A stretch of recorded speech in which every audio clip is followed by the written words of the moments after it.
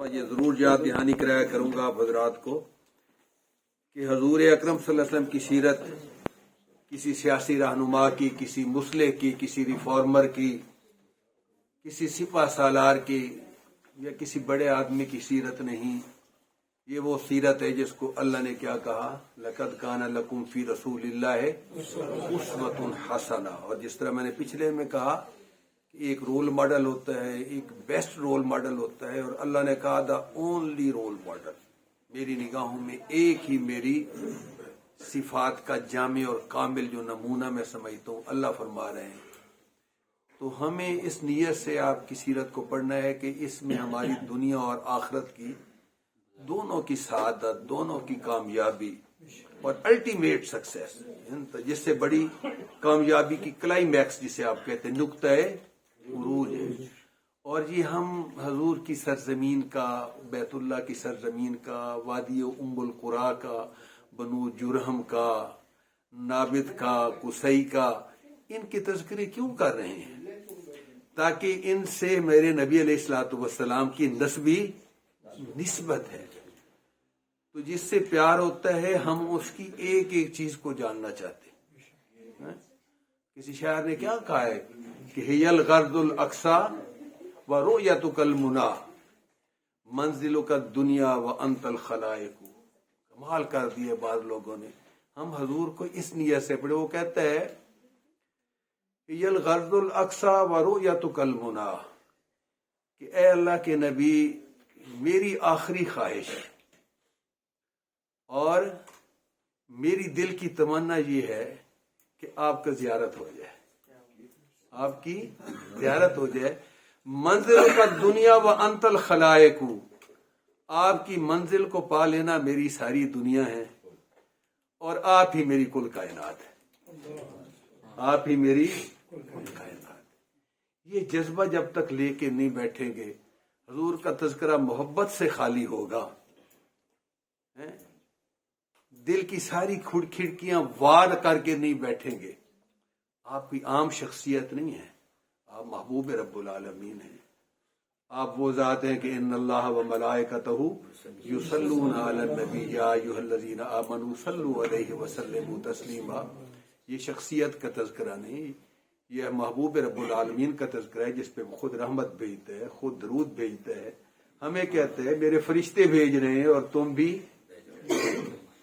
तो इस नीयत के साथ बैठें और इस इरादे के साथ बैठें कि एक एक चीज का तज़किरा सीरत के साथ जुड़ा हुआ है।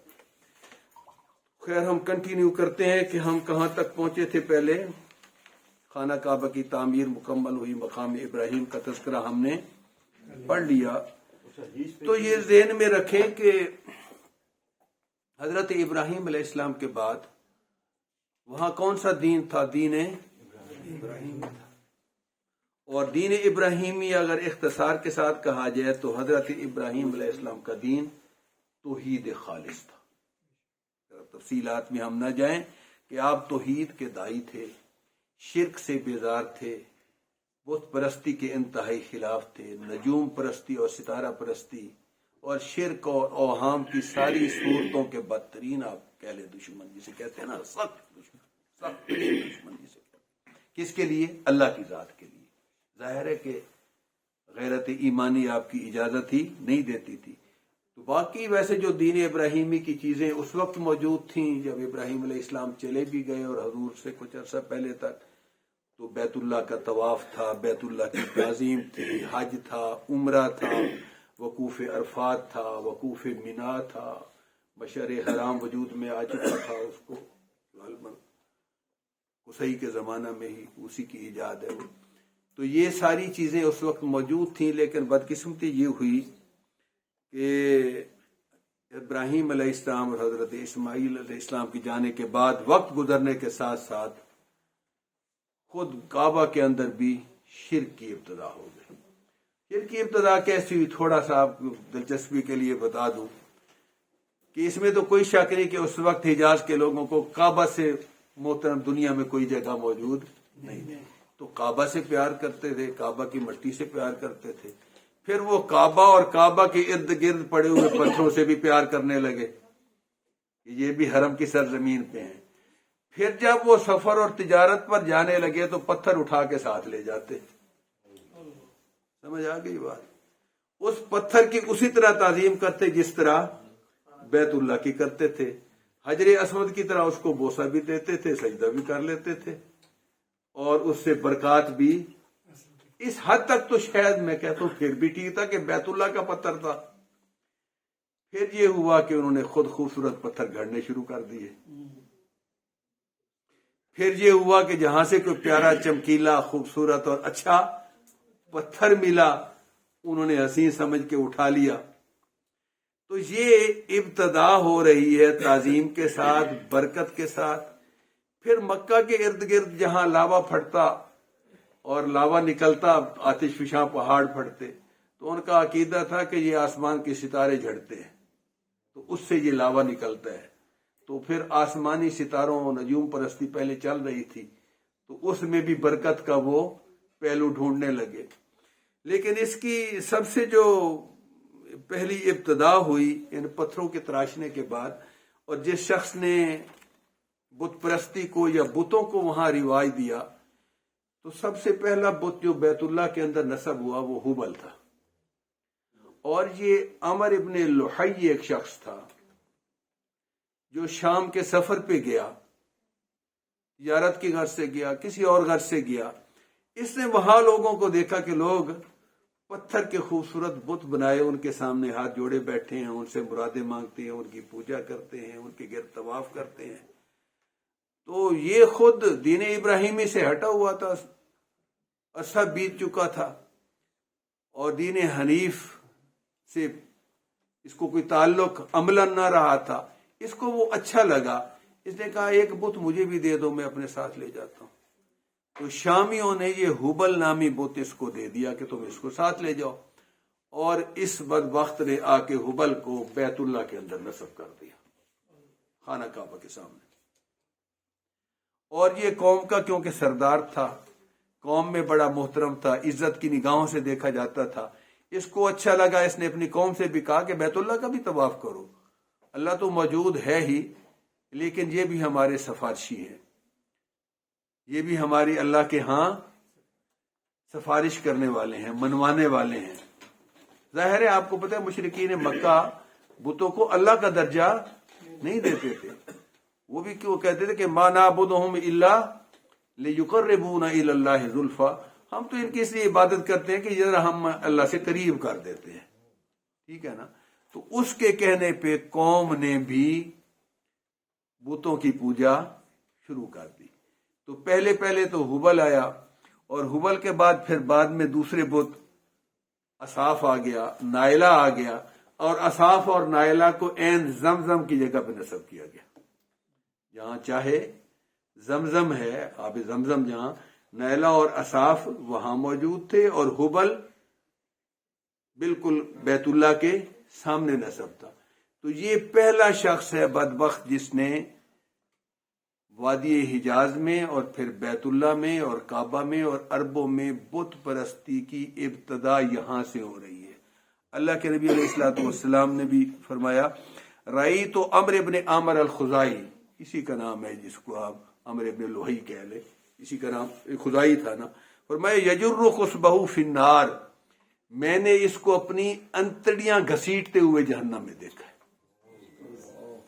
اس کی انتڑیاں نکلی ہوئی ہیں اور انتڑیوں کو اس نے اٹھایا ہوا ہے اور وہ گھسیٹتا ہوا جا رہا ہے. اور آگے حضور نے کیا فرمایا, کانا اول من سیب الصوائب, یہ حضور نے فرمایا بدبخت پہلا شخص ہے جس نے جانوروں کے نام پہ, بتوں کے نام پر جانور چھوڑے. آپ نے دیکھا نا کہ قرآن مجید میں بتوں کے مختلف ہام ہیں اور کیا صاحبہ, اور مختلف جو اتنے بچے دے دے گی اونٹنی تو اس کو نہیں چھوڑنا, دودھ نہیں نکالنا, فلاں ہو جائے گا تو اس کو جو ہے وقف کر دینا ہے.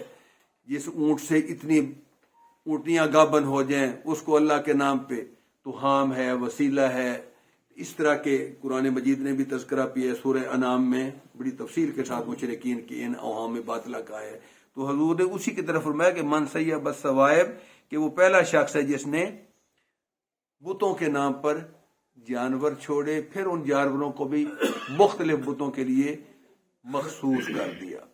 تو اللہ کے نبی علیہ الصلوۃ والسلام نے بھی، تو اس شخص نے بدقسمتی سے حضرت اسماعیل علیہ السلام کے دین کو، حضرت ابراہیم علیہ السلام کے دین کو جو دین حنیف تھا، اس نے وہاں بت بھی نصب کیے۔ اس نے پھر جانوروں کے کان کاٹنے، جانوروں کے مختلف بتوں کے نام سے منسوب کرنے، جانوروں کو آزاد کرنے کی ان سے برداری کا کام نہ لیا جائے، ان کا دودھ نہ پیا جائے، ان کا گوشت نہ کھایا جائے، ان کو کھلا چھوڑا جائے۔ یہ ابن ہشام نے ساری تفصیلات لکھی ہیں کہ یہ پہلا شخص ہے جس نے آ کے بت نصب بھی کیے، بت رکھے گی، ان کا احترام بھی، اور پھر بتوں کے نام پہ جانوروں کے چڑھائے ہوئے، پھر جانوروں کا کھلا اور آزاد چھوڑ دینا، پھر ان کے استعمال سے لوگوں کو روک دینا۔ اس شرک کی ساری صورتوں کی یہ سورہ انعام کی 131 نمبر ایت سے لے کے آگے آپ نے مشرکین کے اس وقت کا نقشہ دیکھنا ہو تو بڑی تفصیل کے ساتھ موجود ہے۔ بلکہ اس وقت نے وہاں جب اس وقت حج تو ہو ہی رہا تھا نا، جیسا کیسے بھی تھا، تو اس نے تلبیہ کے اندر بھی تبدیلی کی۔ اب ہم کیا کہتے ہیں؟ لبیک اللہم لبیک لا شریک لک لبیک، پوری تفصیل ہے۔ اس نے جو اضافہ کیا لبیک اللہم لبیک لا شریک لک الا هو لک تملکہ وما ملک، پہلے کلمات تو وہی رکھے لبیک اللہم لبیک کہ حاضر ہوں اے اللہ میں حاضر ہوں، لیکن آگے کیا کہا؟ لا شریک لک الا هو لک، تیرا کوئی شریک نہیں مگر وہ جس کو تو بنانا مناسب سمجھے، جو تیرا اپنا ہے۔ اللہ تیرا کوئی شریک نہیں مگر وہ جو تیرا اپنا ہے، تملکہ وما ملک، تو اس کا بھی مالک ہے اور اس کی جتنی مملوکہ چیزیں ہیں مالک تو ہی ہے، لیکن وہ تیرا شریک ہے کہ تو نے خود اس کو بنا لیا۔ تو یہ اس نے خود تلبیہ کے اندر بھی تو یہ پہلا شخص ہے۔ تو میں نے جس طرح عرض کیا کہ اس نے پہلا بت رکھا، پھر اصاف رکھا، پھر نائلہ رکھا، پھر تو بتوں کی ایک لائن لگ گئی، آپ نے جتنے سنے، حبل ہے، لات ہے، منات ہے، عزا ہے۔ اب یہ مختلف بت جو تھے، اب پھر یہ ہوا کہ ہر قبیلے نے، ہر خاندان نے، ہر شاخ نے اپنا بت رکھنا شروع کر دیا، ہر علاقے والوں نے اپنا شروع کر دیا۔ جتنے آپ نے سنے کہ حبل تو ایک مرکزی تھا نا، اصاف اور نائلہ وہاں تھے، عزا جو تھا وہ قریش کا بت تھا، خاندان قریش کا جو اپنا بت تھا وہ عزا تھا۔ لات جو تھا وہ قبیلہ طائف کے قبیلہ بنو ثقیف کا بت تھا۔ اسی طرح منات جو تھا یہ اوس اور خزرج، یہ جو قبائل یثرب کے تھے، مدینہ منورہ کے، یہ ان کا بت تھا۔ تو یہ اس وقت ابتدا ہوئی حضرت ابراہیم اور حضرت اسماعیل کے بعد۔ یہ میں عرض کر رہا ہوں کہ مکہ کے اندر، بیت اللہ کے اندر، وادی حجاز اور حرم کے اندر یہ شرک کی ابتدا ہو رہی ہے۔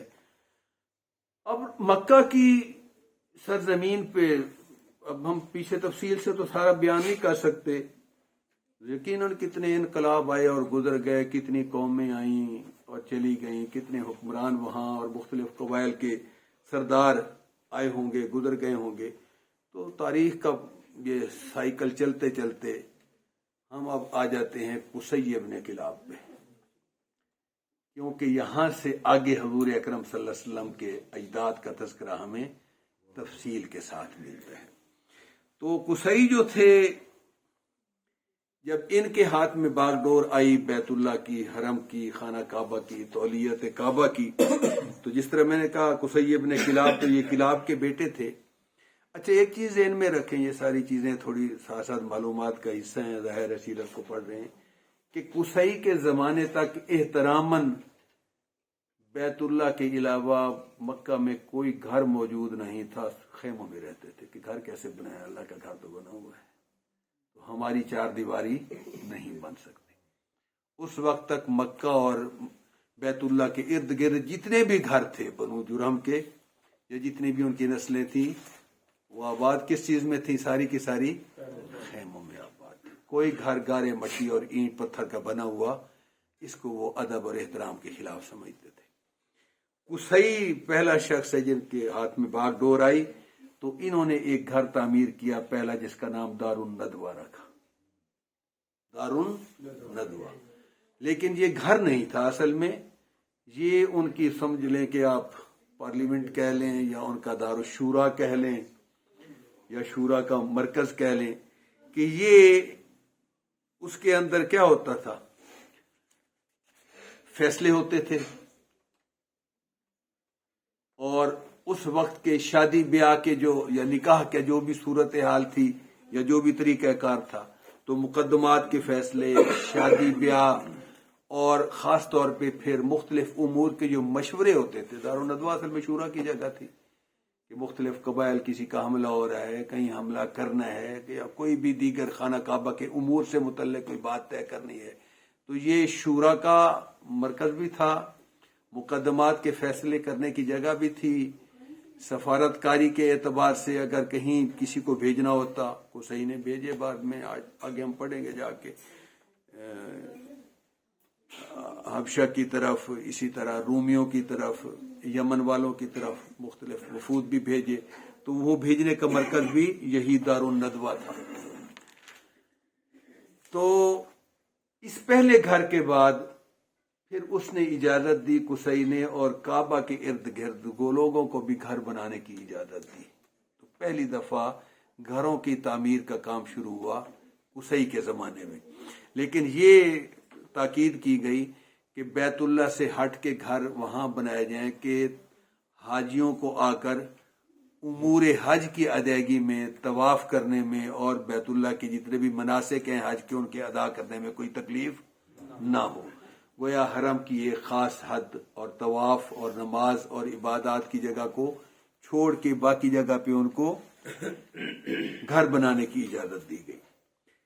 قصی نے جو ایک بڑا کام کیا جو اس سے پہلے نہیں تھا، اس نے کچھ شعبے قائم کیے جو اس سے پہلے قطعاً وہاں موجود نہیں تھے۔ اس نے ویسے تو بہت سے اور شعبے بھی بعد میں قائم ہوئے، لیکن ابتدائی جو شعبے ہیں وہ 3 تھے۔ ایک سقایا کا تھا، ایک رفادہ کا تھا، اور ایک حجابہ کا تھا۔ سقایا یہ ذہن میں رکھیں کہ قصی کے زمانے تک ابھی وہاں پانی موجود نہیں تھا، یہ ذہن میں رکھیں۔ زمزم اٹا ہوا تھا، پتہ ہی نہیں تھا کہ ہے کہاں۔ یہ بعد میں ہم آگے جب پڑھیں گے تفصیل سے پھر ڈیٹیل سے اس کی بات کریں گے۔ تو اس وقت پانی کا انتظام کہاں سے ہوتا تھا؟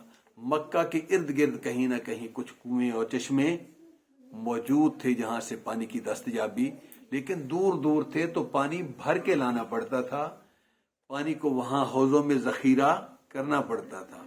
تو اس نے دارالندوہ میں پہلی دفعہ لوگوں کو بلایا، قریش کو اکٹھا کیا اور کہا کہ دیکھو ہمیں اللہ نے اپنے گھر کی پاسبانی نگرانی دی ہے، مجاور بنایا ہے، ہم امین ہیں اس کے، تو حاجی ہزاروں میل کا سفر طے کر کے آتے ہیں، وہ ہمارے مہمان ہوتے ہیں، ہم ان کے میزبان ہیں، تو ان کے لیے میٹھے پانی کا انتظام کرنا ہماری ذمہ داری ہے۔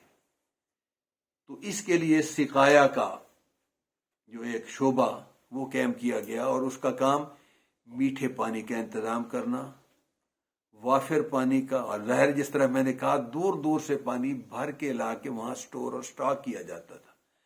پھر شرفائے عرب باہر سے آتے تھے تو ان کے ہاں ایک خاص قسم کا مشروب نبیذ چلتی تھی، پانی کے ساتھ ساتھ ان کے لیے نبیذ اور اس مشروب کا بھی انتظام کیا جاتا تھا۔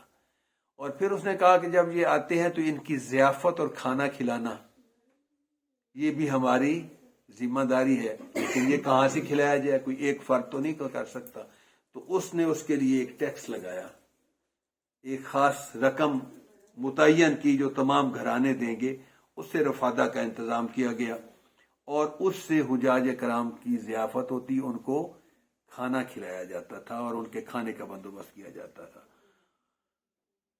اور تیسرا جو تھا میں نے عرض کیا وہ حجابہ تھا۔ حجابہ گویا خانہ کعبہ کا کنجی بردار کہہ لیں آپ ان کو، کہ کلید چابی جو کلید کعبہ ہوتی تھی، قفل ہوتا تھا باقاعدہ، دروازہ تالا لگتا تھا، اور اس کی چابی کس کے پاس ہوتی تھی؟ اس شخص کے پاس کہ جو حجابہ جس فیملی کے پاس، جس شاخ کے پاس، جس قبیلے کے پاس ہوتی تھی، اور اس میں یہ تھا کہ اس کی اجازت کے بغیر کوئی آدمی کعبہ میں داخل نہیں ہو سکتا تھا۔ تو یہ 3 شعبوں میں سے جس شخص کو اس خدمت کا موقع مل جاتا تھا وہ فخر سے پھولا نہیں سماتا تھا کہ دنیا کائنات کی مجھے سب سے بڑی نعمت مل گئی کہ مجھے سقایا میں، رفادہ میں یا مجھے حجابہ میں خدمت کا۔ لیکن قصی نے یہ تینوں عہدے اپنے پاس رکھے ہوئے تھے، کیونکہ یہ سب سے اہم ترین عہدے تھے، وہی ان کا بانی تھا۔ تو قصی نے اپنی زندگی میں یہ سقایا بھی، رفادہ بھی اور حجابہ بھی اپنے پاس رکھے ہوئے تھے. اور جس طرح میں نے بتایا کہ سقایا پانی کا انتظام کرتا تھا، رفادہ اس خاص مقرر سے حجاج کے لیے کھانے کا انتظام ہوتا تھا، اور حجابہ کعبے کا انتظام، داخلے کی اجازت، اس کی صفائی کا انتظام، اس کا انتظام سارا ان کے ذمہ ہوتا تھا. قصی کے بعد اب ہم آگے بڑھ رہے ہیں حضور کے نسب کی طرف. اس کا بیٹا تھا عبد الدار. قصی کے بعد عبد الدار جو تھا وہ سردار بنا قریش کا. اور جب قریش کا سردار بننے سے مراد سب سے بڑی احترام والی چیز بیت اللہ کا انتظام و انصرام تھا. یہ تینوں عہدے جو میں نے گنے، سقایا، رفادہ اور حجابہ، تینوں اس کے پاس آ گئے، عبد الدار کے پاس. یہ کون تھا؟ قصی کا بیٹا تھا. اس نے کچھ عرصہ اس کو چلایا. اسی عبد الدار کا ایک بھائی تھا عبد مناف. قصی کا بیٹا ایک تو عبد الدار اور دوسرے کا نام کیا تھا؟ عبد مناف تھا. عبد مناف کی اولاد بھی زیادہ تھی، قوت بازی بھی زیادہ تھی، اور وہ انتظام و انصرام اور ذرا طاقت میں بھی. تو انہوں نے کوشش کی کہ یہ تینوں شعبے اور انصرام کعبہ جو ہے ان سے لے لیا جائے، یہاں تک کہ نوبت جنگ تک پہنچ گئی. لیکن کچھ لوگ بیچ میں پڑے، تو یہ بنو عبد الدار اور بنو عبد مناف کی انہوں نے صلح کرائی، اور طے یہ ہوا کہ سقایا اور رفادہ جو ہیں یہ بنو عبد مناف کے پاس چلے جائیں گے، اور حجابہ بنو عبد الدار کے پاس رہے گا. تو عبد مناف کے بیٹوں میں سے بڑے بیٹے کا نام ہاشم تھا. کیا تھا؟ ہاشم. تو اب یہ رفادہ اور سقایا کس کے ہاتھ میں آ گئے؟ ہاشم کے ہاتھ میں آ گئے. ہاشم جو تھے ان کی خدمات عربوں میں بہت زیادہ ہیں. اہل عرب اور اہل حجاز اور قریش پر اس کے بڑے احسانات ہیں. ہاشم نے دیکھا کہ مالی حالت بڑی ابتری ہے، غربت ہے، مفلوق الحالی ہے، تجارتی قافلے محفوظ نہیں ہیں، لوٹ جاتے ہیں.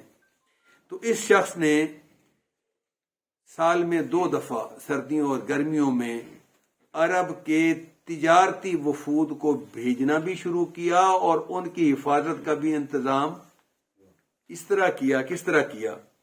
یہ ذہن میں رکھیں کہ گرمیوں میں یہ قافلے شام کی طرف جاتے تھے، اور سردیوں میں یمن کی طرف جاتے تھے. یہ آپ حضرات نے پڑھا ہوا ہے. تو اب ظاہر ہے کہ شام کس کے زیر تسلط تھا؟ رومیوں کے. اور یمن کا اپنا بادشاہ تھا. تو انہوں نے وہاں کے دورے کر کے یمن کے جو بادشاہ تھا اس سے بھی معاہدہ کیا، اور شام کے بھی گورنر یا جو رومیوں کا وہاں سربراہ مقرر کرتا تھا ان سے مل کے پہلی چیز تو یہ طے کی کہ ہمارے تجارتی قافلے ان ممالک میں بھی جب باہر کے لوگ مال لے کے جاتے تھے وہ ممالک ٹیکس لگاتے تھے. ظاہر ٹیکس آمدنی ہوتی ہے کسی ملک کی. تو سب سے پہلے انہوں نے حرم کے متولی ہونے کے ناطے سے اور اس احترام کے ناطے سے ان سے بات کر کے عربوں کے تجارتی قافلوں کا ٹیکس معاف کروایا کہ آپ کے ملکوں میں آنے والا ہمارا مال ٹیکس فری ہوگا، کسی پر کوئی ٹیکس نہیں لگے گا. دوسرا یہ کام کیا کہ راستے میں قبائل قریشیوں کو لوٹ لیا کرتے تھے، ان قافلوں کو. تو یہ قبائل کے سرداروں کو انہوں نے وزٹ کیا، ان کو جا کے ملے اور انہیں کہا کہ یہ جو بھی مال بیچنے جائیں گے یا باہر سے لے کے آئیں گے تو آپ کے ہاں یہ خود آیا کریں گے، آپ نے جو چیز خریدنی ہوگی خریدیں گے، لیکن آپ ہمارے قافلوں کو لوٹیں گے. تو یہ سردار بھی تھے، خانہ کعبہ کے متولی بھی تھے، احترام بھی تھا. تو تمام قبائل نے، اسی لیے قرآن نے بھی تذکرہ کیا نا، لِإِيلَافِ قُرَيْشٍ إِيلَافِهِمْ رِحْلَةَ الشِّتَاءِ وَالصَّيْفِ، کہ سردیوں اور گرمیوں کے تمہارے قافلے جو محفوظ سفر کرتے ہیں. تو یہ انتظام بظاہر تو ہاشم نے کیا، لیکن کروانے والا کون ہے؟ اللہ ہے، کہ تمہیں سیفٹی دی، پروٹیکشن دی، ٹیکسز معاف کروایا، تمہارے اوپر فراوانی کی ان چیزوں کی. تو یہ ٹیکس فری تجارت کے معاہدے گویا اس نے کیے. قریش کے محفوظ سفر کا انتظام اس نے کیا. تو اس وقت کے گولا قبائل سے بھی ملے، ملکوں کے سربراہوں سے ملے، ان سے سیاسی اور تجارتی معاہدے کیے. اچھا، ہاشم کہتے کیوں ہیں؟ 1 سال مکہ میں انتہائی سخت قحط پڑا. कैत में रोटी किसी को ना मिलती थी तो हाशिम ने ये इंतज़ाम किया कि तमाम अहले मक्का को कई दिन तक शोरबे में रोटी की टुकड़ियां तोड़ करके रोटी के टुकड़े, हाशिम कहते हैं किसी चीज को चूरा चूरा करना, तोड़ना, तो हाशिम होता है चूरा करने वाला। तो इसने रोटियों के को तोड़ के चूरा करके शोरबे में डाल के ये सरीद कह लें, जो भी कह लें, कई दिन तक पूरे अहले मक्का को खिलाई, तो उससे इसका नाम हाशिम इसी से पड़ा। तो अहले मक्का इस एतबार से हाशिम के तिजारत जो थी वो टैक्स फ्री हो गई, कबाइल महफूज हो गए, तिजारती सफ़र बड़े आराम और अमन से होने लगे, मक्का में खुशहाली हुई। और अगर कोई कैद साली या इस तरह का मसला होता तो वो वहाँ के लोगों से मिल के उनके लिए उसका इंतज़ाम करते थे। तो ये हाशिम जो थे खुद भी सफरे तिजारत में जाया करते थे। तो ये एक साल शाम की तरफ अपना माल तिजारत लेकर गए। तो ज़ाहिर शाम की तरफ जो गया तो ज़हन में रखें कि उस वक्त हिजाज के 3 बड़े शहर थे, इन तीनों से काफिले मिल के जाते, बाज़ इकट्ठे हो जाते और रास्ते में रुकने वाले रुक जाते और मक्का वाले इधर आ जाते। 3 बड़े शहर कौन से थे? मक्का था, ताइफ था और यसरिब था। उस वक्त यसरिब कहते थे, बाद में मदीना मुनव्वरा बना। तो ये जब वापसी पे शाम से ज़ाहिर मदीना मुनव्वरा से होके आते थे, तो मदीना मुनव्वरा में तशरीफ ले गए। तो ये भी साथ थे, हाशिम भी, और बाकी ताजर भी साथ थे। तो बाकी ताजरों को एक खातून जो थी मदीना मुनव्वरा की, उसने अपना सामान तिजारत दे के भेजा था कि मेरा माल ले जाएं। तो उसके साथ जो भी टर्म्स एंड कंडीशंस तय हुई होगी प्रॉफिट की, और माल बेचें और वापसी पे मुझे उसका मुनाफा, जो उनका रूटीन चल रहा था उसके मुताबिक। तो वापसी पर जब यसरिब आए तो हाशिम ने देखा कि एक काफिले ने सामान वापस किया उस औरत को। उस औरत ने उस पूरे काफिले की रोदात पूछी, सवालात किए, और कैसे माल लिया, कैसे दिया, इलाकों के हालात, कैफियत। तो ये हाशिम बैठे सुन रहे थे कि औरत इतनी होशियार, इतनी तजर्बाकार, इतनी मुदब्बिर, इतनी सीजनड है। बहुत मुतासिर हुए उससे और उनसे पूछा कि ये कौन है। तो उन्होंने बताया कि इस खातून का नाम सलमा है और ये कबीला बनु नज्जार से है। मदीना में कबीला बड़ा मशहूर था, बनु नज्जार। तो नाम इसका सलमा है, अमर की बेटी है, सरदार था वहां का बनु नज्जार का।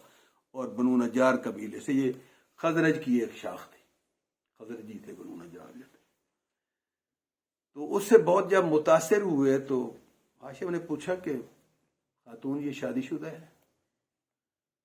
पता चला कि शादीशुदा नहीं है।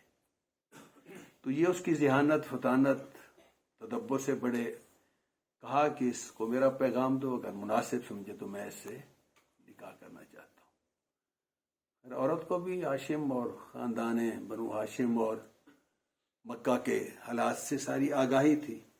तो उसने फौरन हाँ कर दी, लेकिन एक शर्त पर की कि मैं ताजिर भी हूँ और खुद कफील भी हूँ, और मैं अपनी आज़ादी पे कोई रुकावट नहीं आने दूंगी, ज़्यादा पाबंदियों को बर्दाश्त नहीं करूंगी। इस शर्त के साथ, इस शर्त पे उन्होंने शादी कर और उनको अपने साथ लिया। मक्का मुकरमा में वापस लौटा। वो खातून कुछ अर्सा वहां मक्का मुकरमा रही और कुछ महीनों के बाद वो वापस चली गई। वापस चली गई मदीना मुनव्वरा में। तो उस वक्त गई तो वो हामला थी, उनके पेट से एक बच्चा पैदा हुआ जिसका नाम शैबा था। क्या नाम रखा गया? शैबा। हाशिम अगले साल फिर तिजारत के लिए गए, फिर शाम गए। अल्लाह का करना ऐसा हुआ कि दौरान तिजारत और सफर हाशिम का वहां इंतकाल हो गया और वो अपने बेटे को भी देख नहीं पाए। शैबा पैदा हुआ क्योंकि वो तो मदीना मुनव्वरा में थे, ये मक्का मुकरमा, और फिर शाम गए और शाम से वापस मदीना मुनव्वरा तक ना पहुंचे। तो शैबा जो थे ظاہر ہے بچے پیدا ہوئے تو وہ مدینہ منورہ میں رہے. اب مکہ میں تو کوئی ان کا رہا نہیں تھا، والد فوت ہو گیا. تو ہاشم کے ایک بھائی تھے مطلب. کیا نام تھا؟ مطلب. مطلب کو خیال آیا کہ میرا بھائی تھا اور میرے بھائی کا بیٹا ہے، وہ ہمارے نسل اور نسب سے ہے، اور اس کو اکیلا وہاں کیسے چھوڑا جائے. تو وہ عازم سفر ہوئے، گئے کہ میں اپنے بھتیجے کو لے آؤں. تو جب وہ وہاں پہنچے تو انہوں نے آ کے اس کی والدہ سے جا کے اظہار کیا، بتایا کہ اب اس کے والد تو فوت ہو گئے، لیکن ہمارا خاندان قریش ہے، متولی کعبہ ہیں، سردار ہیں، اور یہ یہاں اکیلا آپ کے پاس ہے، ددھیال سے دور ہے، ہمارا حق بنتا ہے. تو والدہ کو شروع میں تو اس نے پسو پیش کیا، لیکن بعد میں بچے کے لیے اس نے مناسب سمجھا کہ اس کو ان کے ددھیال کے حوالے کر دیا جائے. تو جب مطلب اپنے بھتیجے کو شیبہ کو بٹھا کے اونٹ پہ پیچھے مکہ مکرمہ میں داخل ہوئے تو لوگوں نے یہ سمجھا کہ مطلب اس بچے کو بطور غلام کہیں سے خرید کے لائے ہیں، بطور یہ لڑکا ہے، اور بلاتے تھے لوگ بات سے، تو انہوں نے کیا سمجھا کہ یہ کون ہے؟ غلام ہے. تو لوگوں نے کہا کہ دو بھائی مطلب بھی آ گیا اور عبد المطلب بھی ساتھ ہے. کون ساتھ ہے؟ عبد المطلب. عبد المطلب ہر بندہ یہ کہنے لگا. لیکن جب مطلب پہنچے کہنے لگے بھائی یہ میرا غلام نہیں ہے، یہ میرے بھائی ہاشم کا بیٹا ہے، یہ تو شیبہ ہے. لیکن وہ نام اتنا زبان زدے عام و خاص ہوا کہ پھر کسی نے ان کا اصل نام نہیں لیا، اور ان کا نام عبد المطلب مشہور ہوا. عبد المطلب کون تھے؟ حضور اکرم صلی اللہ علیہ وسلم کے دادا تھے. انشاءاللہ ہمارا اگلا پروگرام عبد المطلب سے شروع ہوگا، پھر حضور اکرم صلی اللہ علیہ وسلم کی والد گرامی کا تذکرہ آئے گا، پھر آپ کی پیدائش کا، خاص طور پہ انشاءاللہ آپ کی زمانہ یتیمی جو ہے وہاں سے آپ کی سیرت کا آغاز ہوگا کہ ہم جس یتیم کو بڑا قابل رحم اور قابل ترس سمجھتے ہیں، اللہ نے اپنے محبوب کے لیے اسی یتیمی کو کیوں پسند فرمایا. اقول قولی ھذا واستغفر اللہ لی ولکم ولسائر المسلمین.